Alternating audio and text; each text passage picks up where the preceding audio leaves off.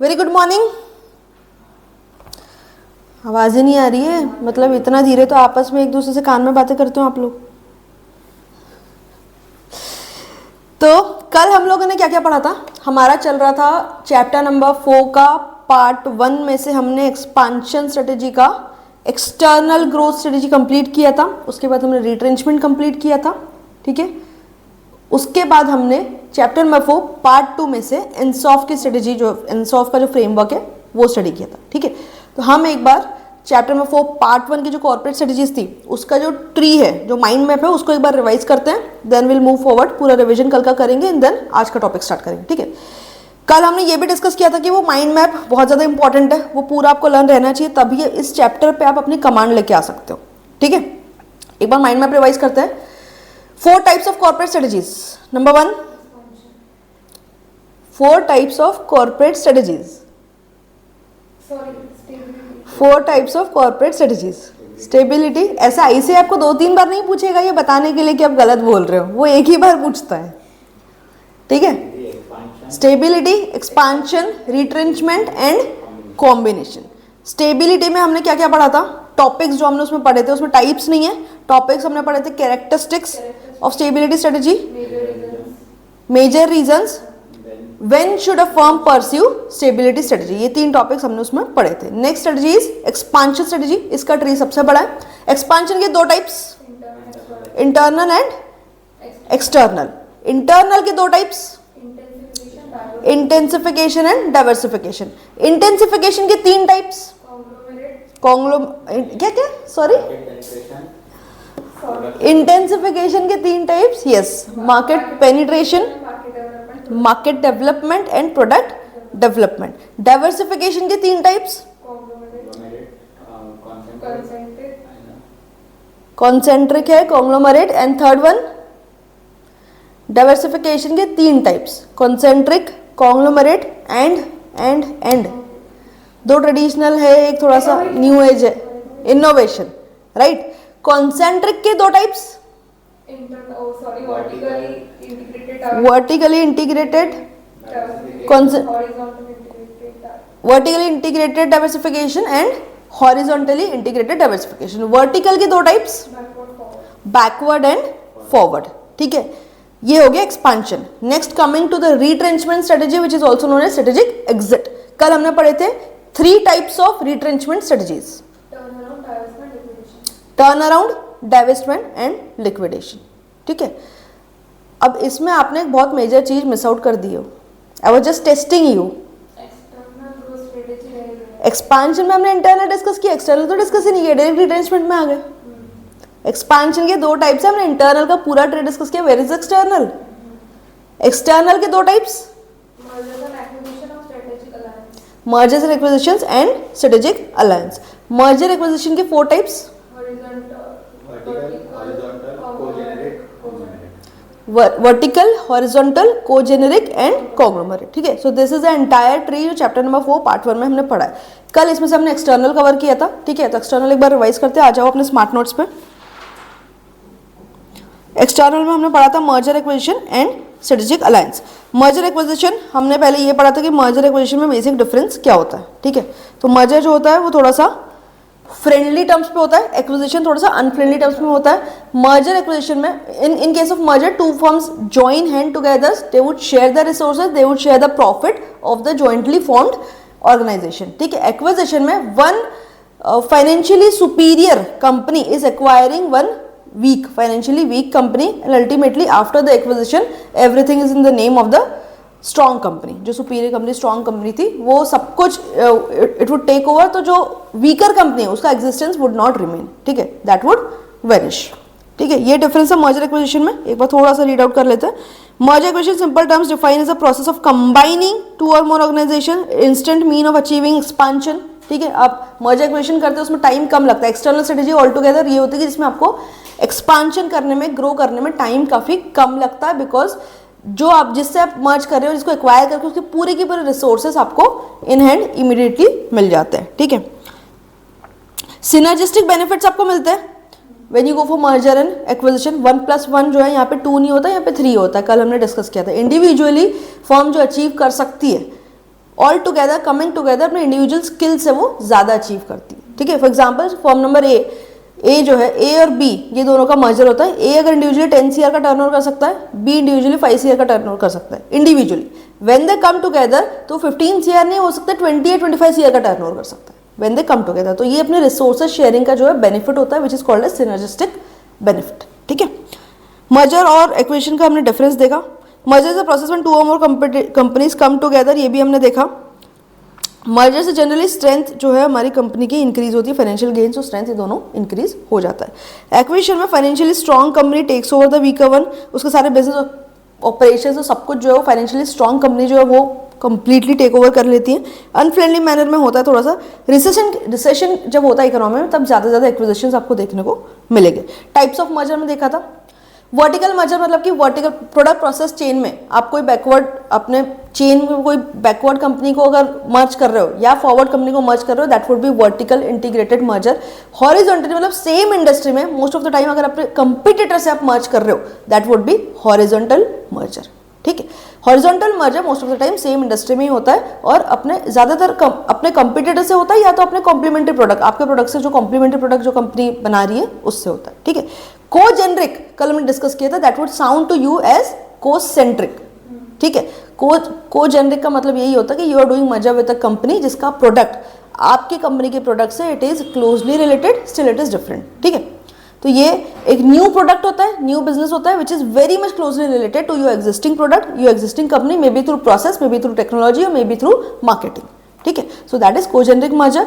Conglomerate merger मतलब कि आप एक्सट्रीमली न्यू प्रोडक्ट और न्यू मार्केट, न्यू बिजनेस में चले जा रहे हो, ऐसी कोई कंपनी से मर्जर कर रहे हो जिसका आपके करंट बिजनेस से कोई भी रिलेशन नहीं है, दैट इज कॉन्ग्लोमरेट मर्जर, ठीक है। So these are the types of merger. Strategic alliance हमने पढ़ा था, alliance is an interesting topic. क्या होता है स्ट्रेटेजिक अलायंस में?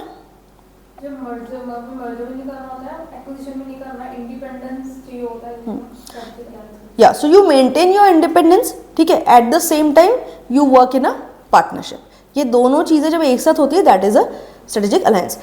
स्ट्रेटेजिक पार्टनर जो होता है, if you are a company you have some strategic objective to achieve, ठीक है, which you can not achieve on your own.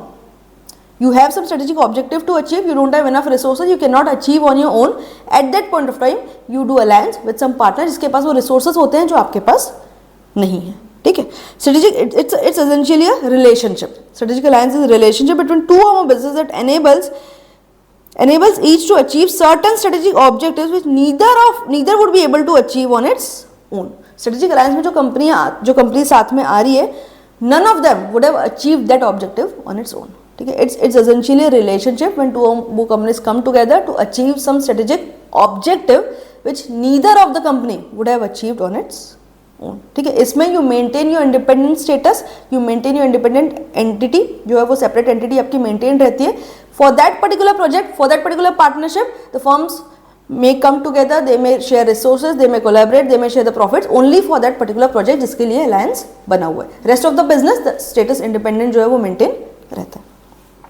Strategic partners maintain the status independent and separate entities, share the benefits, control over partnership. ये हमने कल discuss किया था.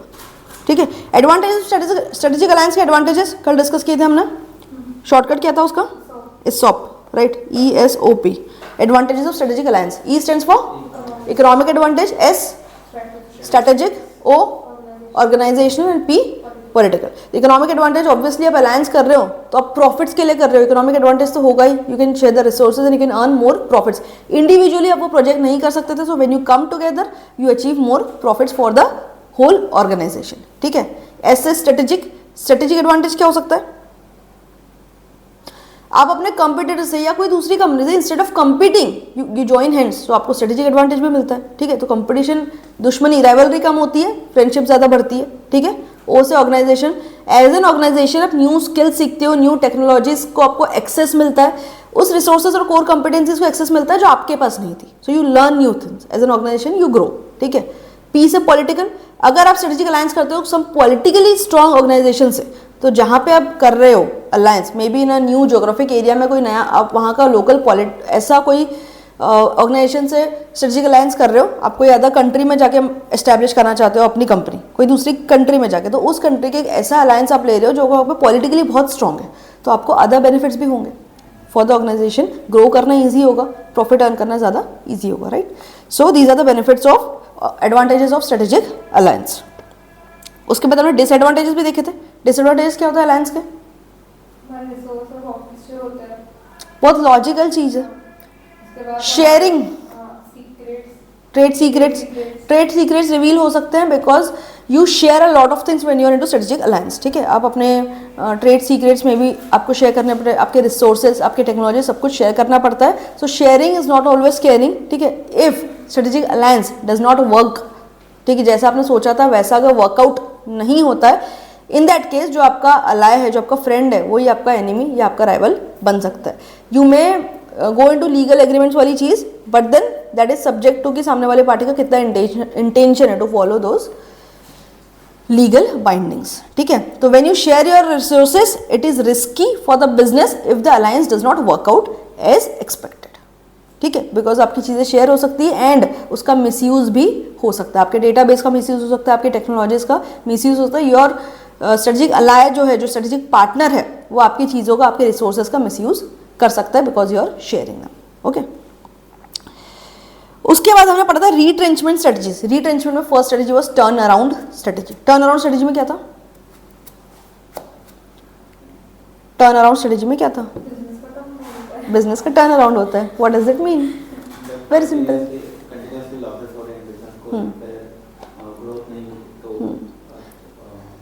Business is in a stage of decline and you want to reverse the process of decline. Turnover पे आप तब जाते हो when you want to reverse the process of decline. Your business is not performing well, not doing good. You want to adopt a strategy जिससे आप U turn लेके वापस normalcy पे आ पाओ. You want to reverse the process of decline. ठीक है, इसमें हम लोगों ने ये पढ़ा था कि टर्न अराउंड स्ट्रेटेजीज के लिए there are some conditions, certain conditions or indicators which point out that turn around is necessary.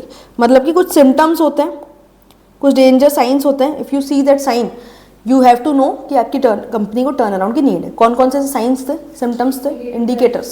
Mismanagement, market share कम हो रहा है हमारा. राइट, बहुत लॉजिकल पॉइंट्स है. और क्या हो सकता है? प्रोडक्ट अपना कम्पिटिटिव नहीं है. राइट, एम्प्लॉयज़ का मोरल बहुत कम है. राइट, ठीक है, तो हमने क्या क्या डिस्कस किया? परसिस्टेंट नेगेटिव कैश फ्लो से आपका कैश फ्लो नेगेटिव हो रहा है, सेल नहीं हो रही है, आपका मार्केट शेयर कम होता जा रहा है. ठीक है, और क्योंकि आपका मार्केट शेयर कम होता जा रहा है मतलब यही है कि आपका प्रोडक्ट जो है कंपटीशन में स्टैंड आउट नहीं कर पा रहा है. Your product is becoming incompetitive. ठीक है, और मिसमैनेजमेंट है, टोटली कंपनी के अंदर मैनेजमेंट सही नहीं हो रहा है. एम्प्लॉयज़ का मोरल बहुत लो है और high turnover ratio of employees. ठीक है, और फिजिकल फैसिलिटीज आपकी डिटीरियोरेट होती जा रही है. ठीक है, और एक चीज समथिंग इज मिसिंग. नहीं, I think everything is covered.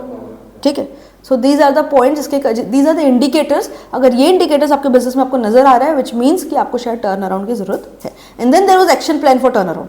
Action plan में डिस्कस किया था कि टर्न अराउंड स्ट्रेटेजीज के लिए क्या क्या आपको स्टेजेस ऑफ एक्शन, मतलब क्या क्या करना होता है, इन व्हाट सीक्वेंस. तो first of all what you have to do, stage 1 of action plan, current problem को एनालिसिस करो. एनालाइज द करंट प्रॉब्लम, मतलब find out the reason. Assessment of current problems, मतलब फाइंड आउट द रीजन कि हुआ तो exactly क्यों हुआ. Second, पहले प्रॉब्लम को एनालाइज करो, उसके बाद सेकंड इसमें सिचुएशन का एनालिसिस करो. असेसमेंट ऑफ प्रॉब्लम, सबसे पहले प्रॉब्लम फाइंड आउट करो. प्रॉब्लम फाइंड आउट कर ली, अब करंट सिचुएशन जो मार्केट सिनेरियो है, आपका प्रोडक्ट कैसा है, कंपटीशन कैसा है, सिचुएशन को एनालाइज करो and develop a strategic plan. तो सबसे first you assess the problem, पहले प्रॉब्लम फाइंड आउट करो, उसके बाद करंट सिचुएशन का एनालिसिस करो and make a strategic plan. Third, आपको जरूरी है इमरजेंसी प्लान इंप्लीमेंट करना, बिकॉज अगर आज की डेट में आपको डेली बेसिस पे लॉसेज हो रहे हैं तो आप लॉन्ग टर्म प्लान इंप्लीमेंट करोगे, लेकिन शॉर्ट टर्म में लॉसेज करते जा रहे हो तो लॉन्ग टर्म प्लान शायद सही से इंप्लीमेंट हो ही नहीं पाएगा. सो फर्स्ट इज इंपॉर्टेंट कि जो अभी जो ब्लीडिंग हो रही है उसको पहले रोको, so that you can work better for the long term plan. तो इमरजेंसी एक्शन प्लान इंप्लीमेंट करना पड़ेगा. Fourth, restructuring the business. जो पॉइंट नंबर 2 में आप स्ट्रेटेजिक प्लान बनाए थे, मोस्ट ऑफ द टाइम आप पॉइंट नंबर 4 में